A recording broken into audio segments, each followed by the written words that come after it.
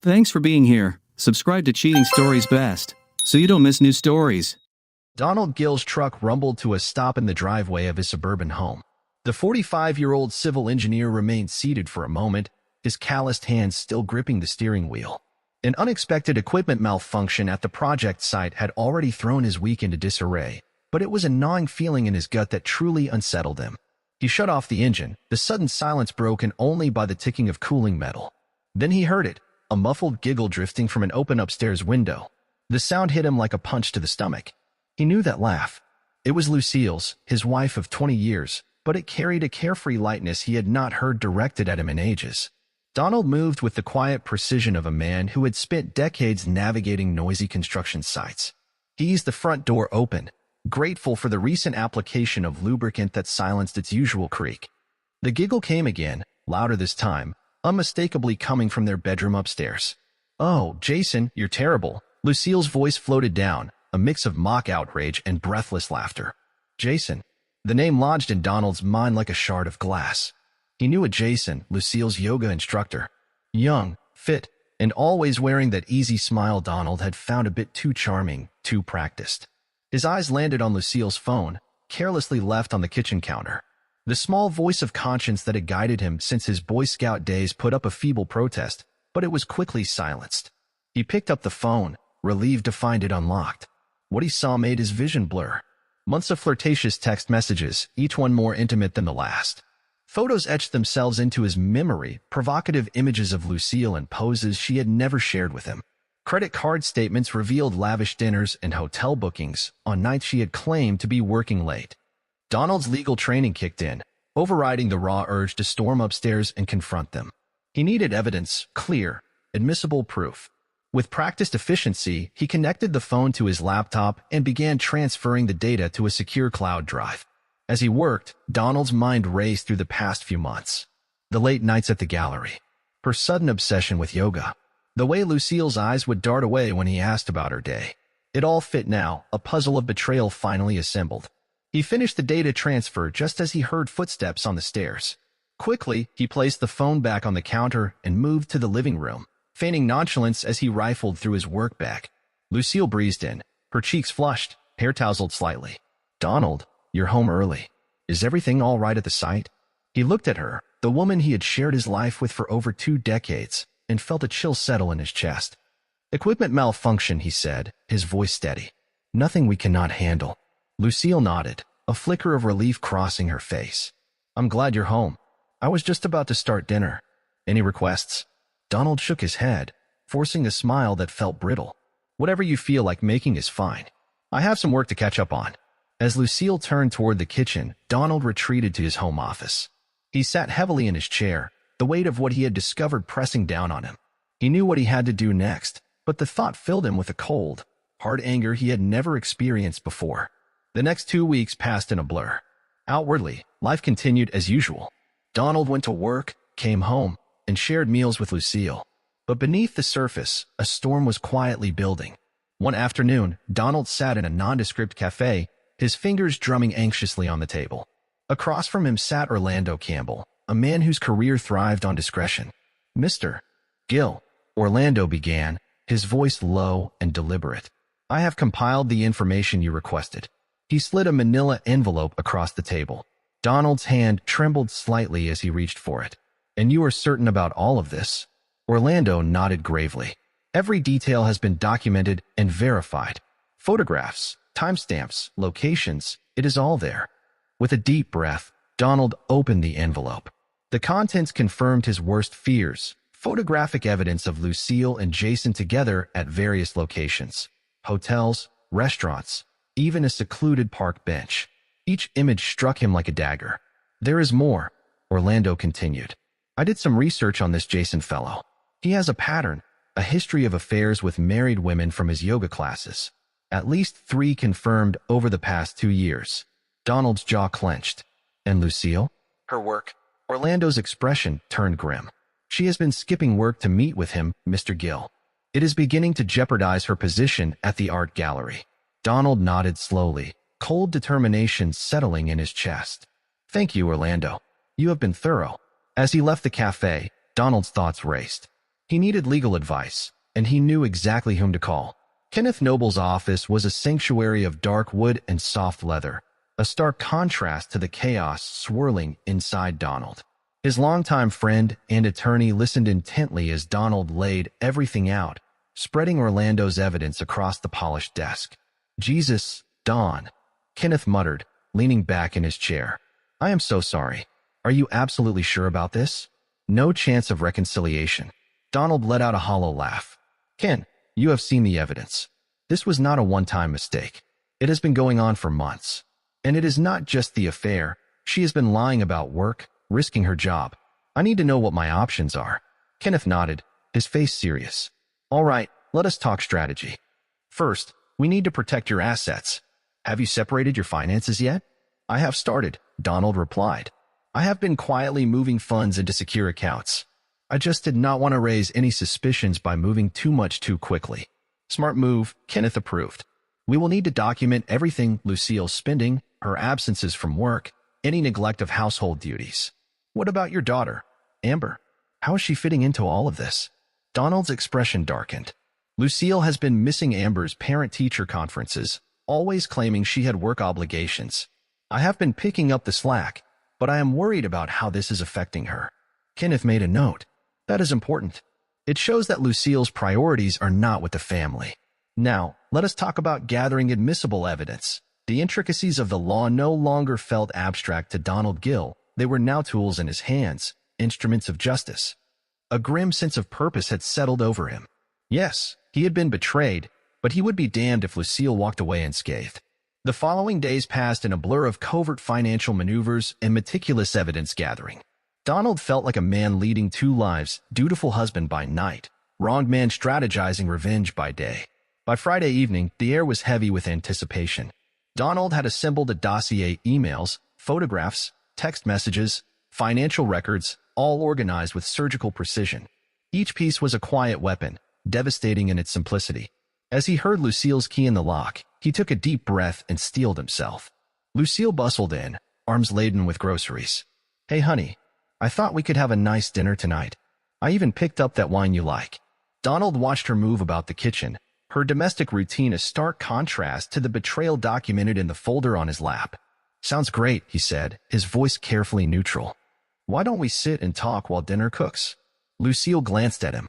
Something, worry, maybe guilt, flickered across her face before she smiled. "Of course. Everything okay?" They settled at the dining room table, the folder resting between them like a loaded weapon. Donald looked at her, really looked at her. For a fleeting moment, he saw the young woman he had once fallen in love with.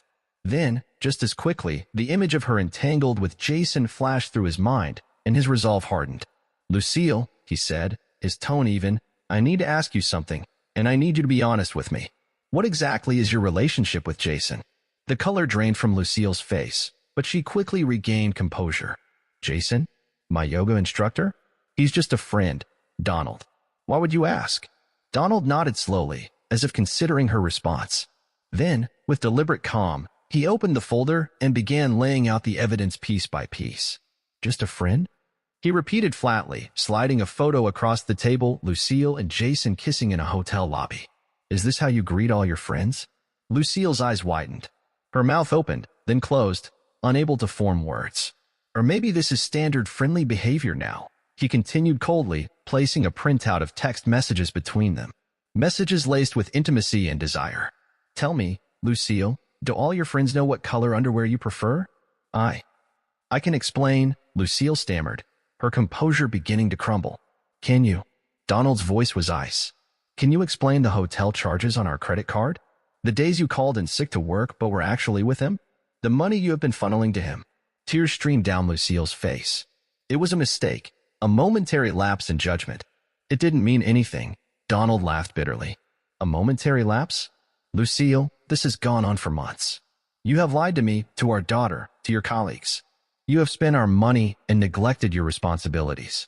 Tell me, what part of that sounds momentary to you?" Before Lucille could respond, a gasp came from the doorway. They both turned to see their daughter, Amber, standing there.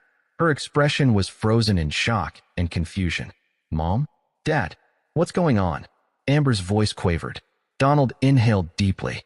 Amber, I am sorry you had to find out this way, but your mother, do not you dare. Amber cut in, her shock rapidly morphing into fury. I already know about Mom's affair, and I cannot believe you are being so heartless. Donald felt like he had been struck. You knew? He asked, stunned. Amber's eyes flashed. Of course I knew. Mom's been happier these past few months than I have seen her in years.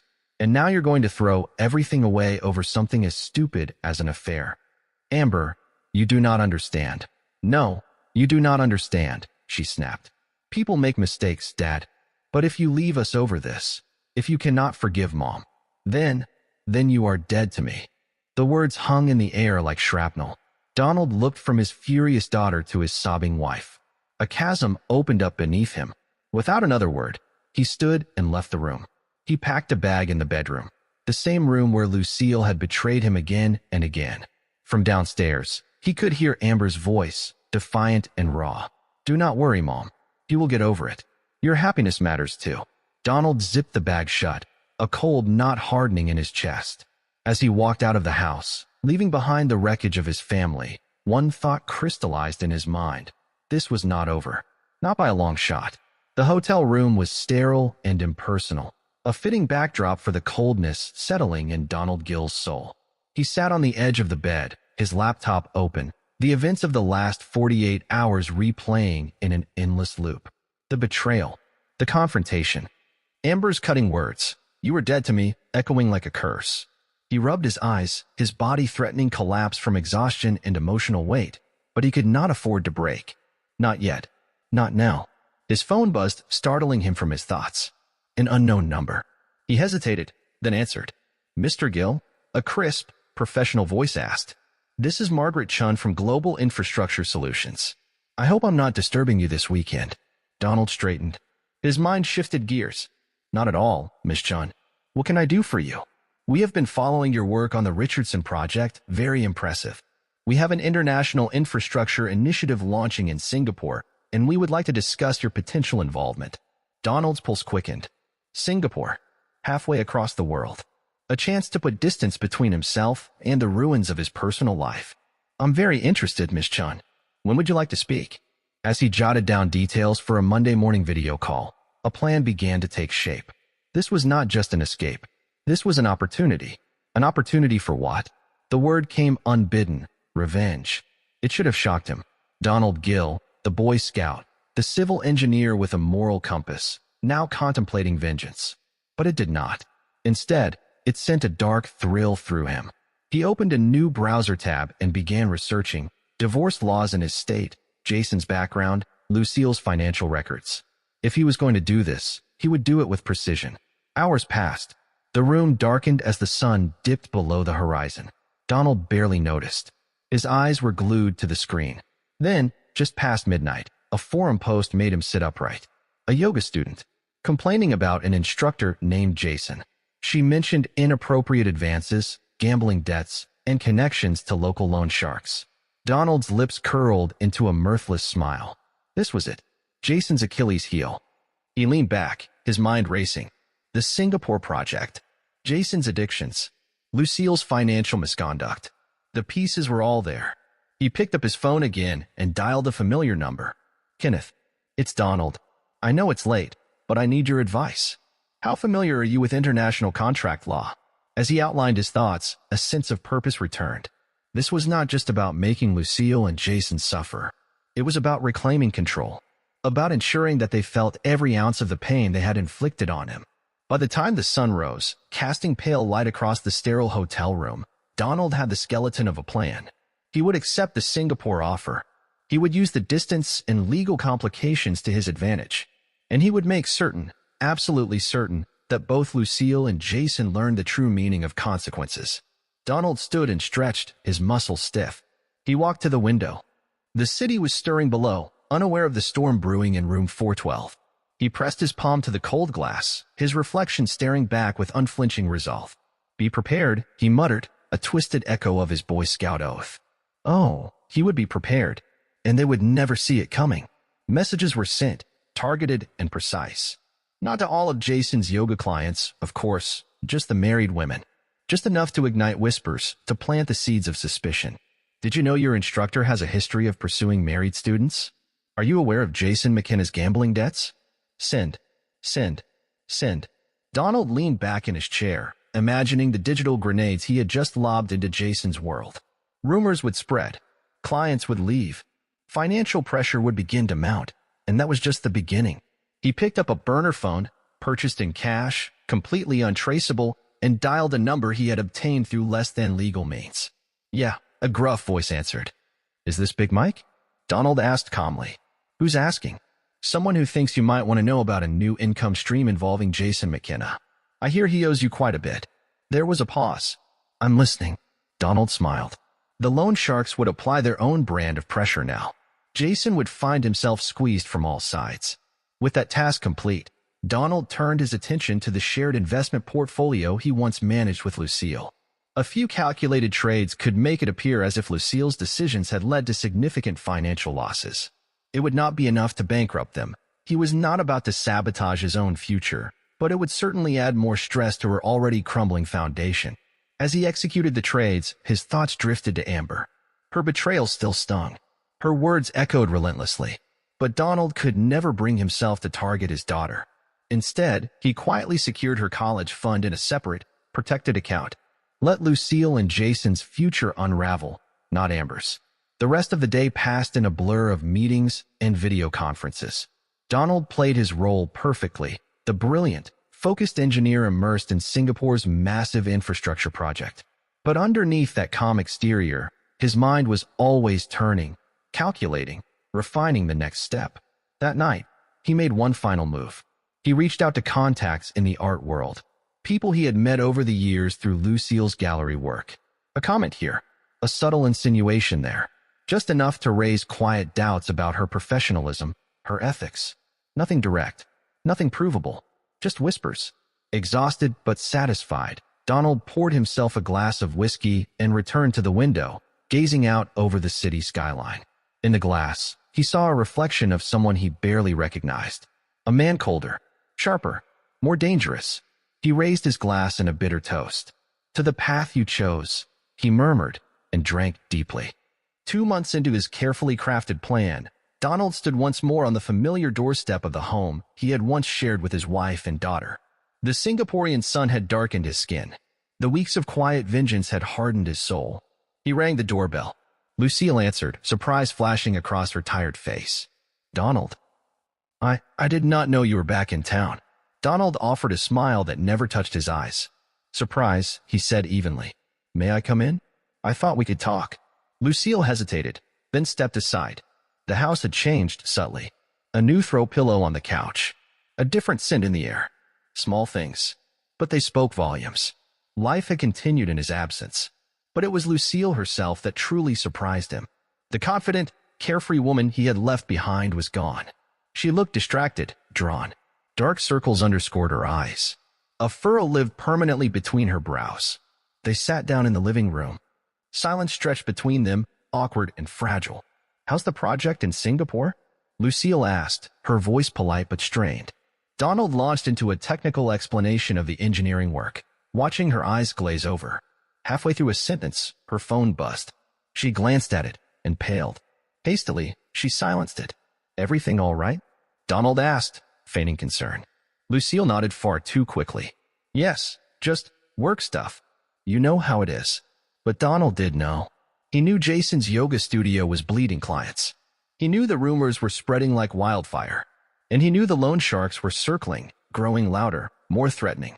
Speaking of work, Donald said, casually, how are things at the gallery? Lucille's composure cracked. It's been challenging. Some issues with a few exhibitions. Nothing major. Donald nodded with false sympathy. His smear campaign was working.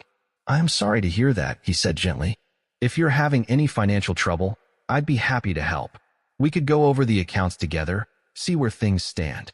Lucille's eyes darted away. That's very kind of you, Donald, but I think it's just a temporary setback. Still, he pressed on, relentless in his feigned helpfulness. Even so, it might be a good idea to meet with a financial advisor, just to be safe. I know a great one. Let me set up an appointment.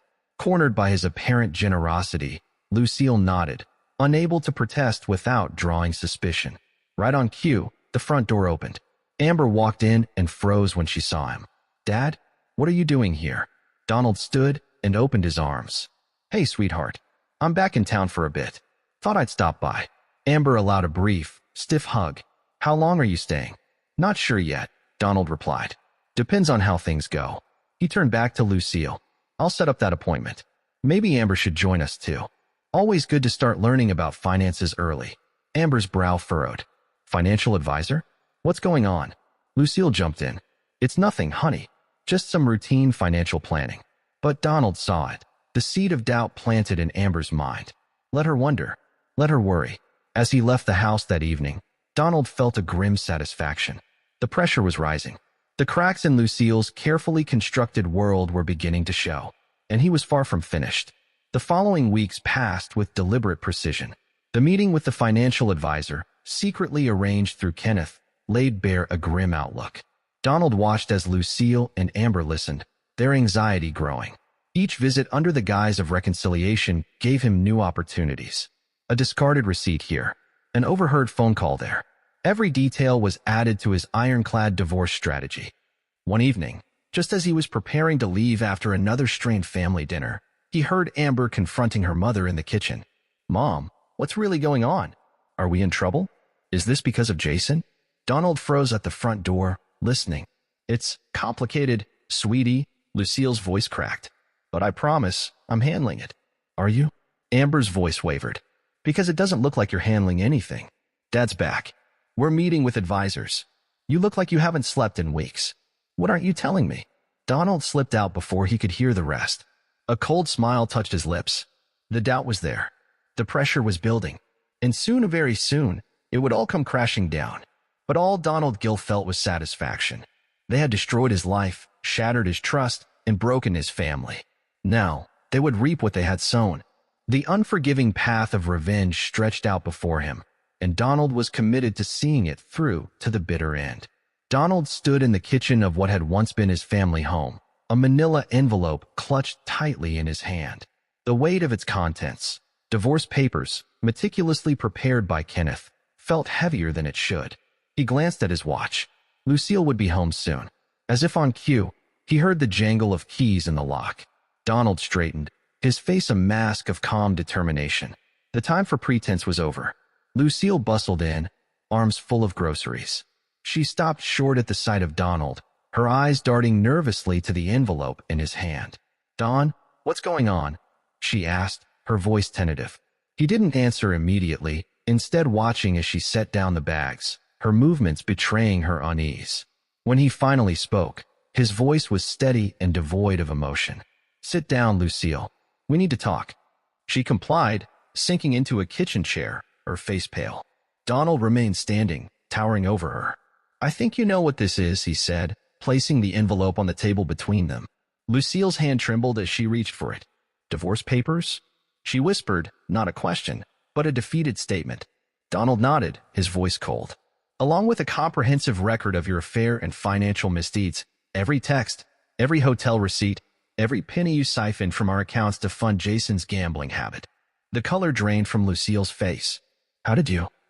Did you really think I wouldn't find out?" Donald's voice was ice. "I'm a civil engineer, Lucille. I build things for a living. Did you really think I couldn't deconstruct your web of lies?" Tears welled up in Lucille's eyes. "Donald, please. I thought we were working on our marriage. We can fix this." For a moment, Donald felt a flicker of the love he once had for this woman, but it was quickly extinguished by the memory of her betrayal and Amber's cruel words. "There's nothing to work through, Lucille. Your actions and Amber's response have shown me the truth about our family. This marriage is over." As if summoned by her name, Amber chose that moment to walk into the kitchen. Her eyes widened as she took in the scene before her. "Mom? Dad? What's happening?" she asked. Donald turned to his daughter, his expression hardening. "Your mother and I are getting a divorce. I'm sure this comes as no surprise to you, given your previous insight into the situation." Amber's face flushed with anger. "You can't be serious." "Mom made a mistake, Dad. People deserve second chances." Donald's laugh was harsh. "Let me show you what your mother's mistake has cost us." He pulled out a series of financial documents from the envelope and spread them across the table. "Your mother has been funneling money to Jason for months. Money from our joint account. Money earmarked for your education. Amber's eyes widened as she scanned the documents. Mom, is this true? Lucille's sobs were answer enough. Amber stumbled back, her righteous anger deflating as the reality of the situation sank in. Donald watched the doubt creep into his daughter's eyes, feeling satisfaction. I'll be moving out. My lawyer will be in touch regarding the division of assets and custody arrangements. As he turned to leave, Lucille's voice, small and broken, stopped him. Donald, please.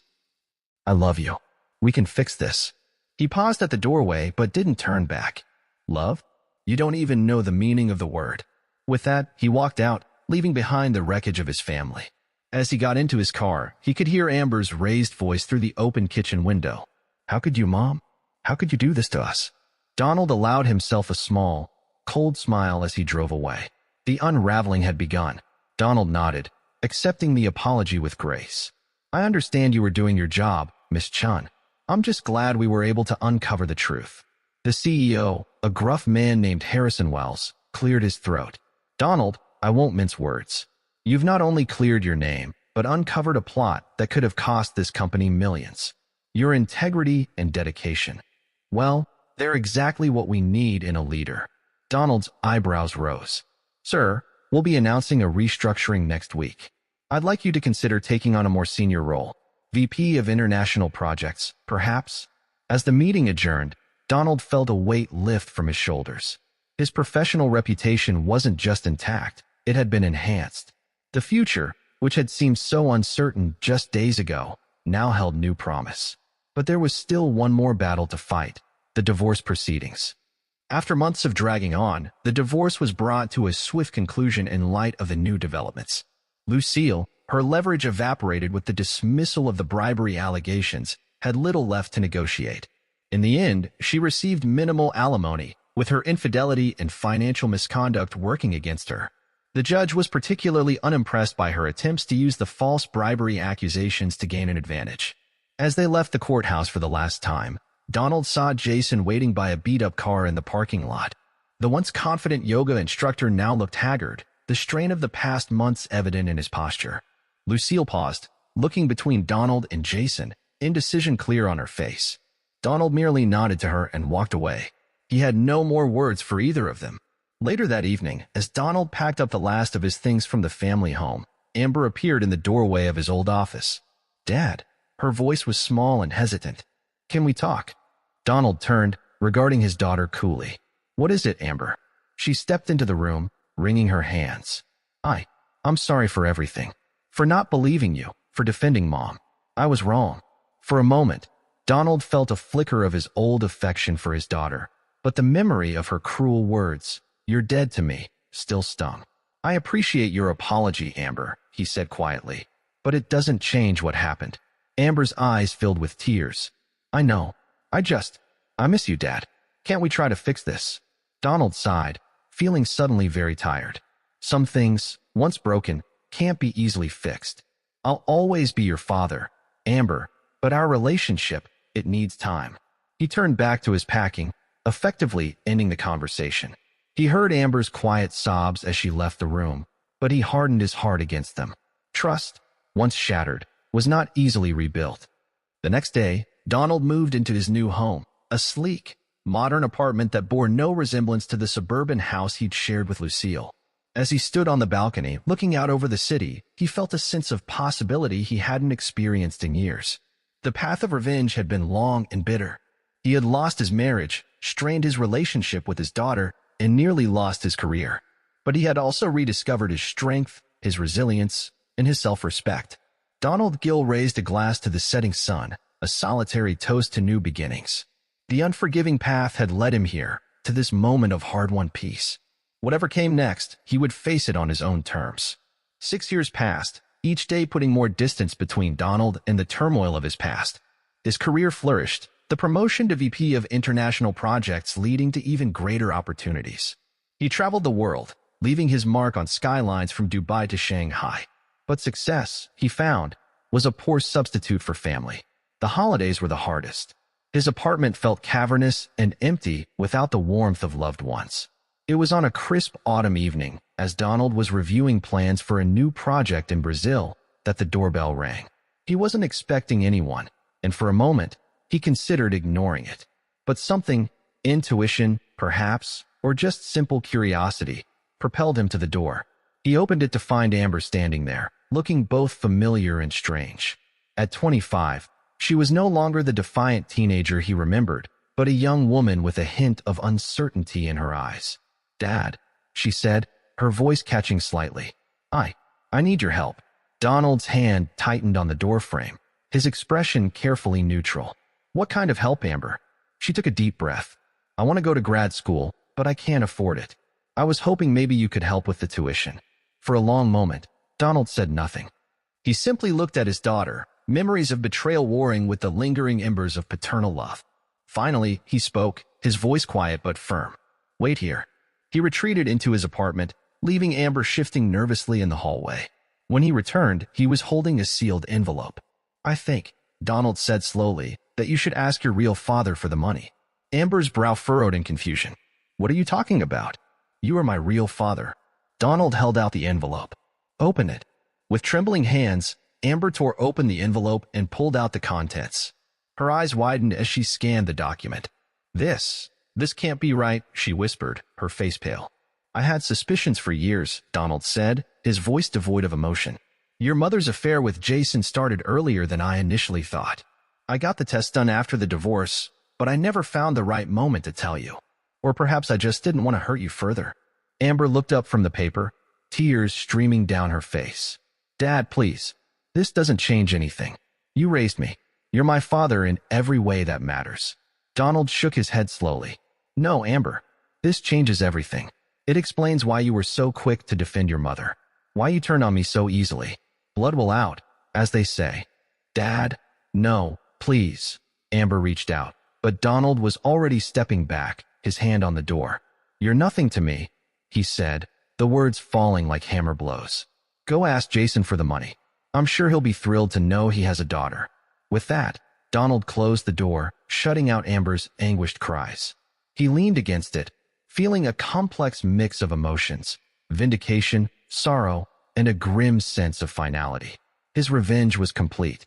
He had lost both his unfaithful wife and the daughter who had betrayed him. But in that loss, he found a strange sort of freedom. The last ties to his old life were severed. Whatever came next, it would be entirely on his terms. Donald walked to the window, looking out at the city sprawled before him. The unforgiving path had led him here, to this moment of stark, solitary triumph. He had survived. He had prevailed. And in the end, that would have to be enough.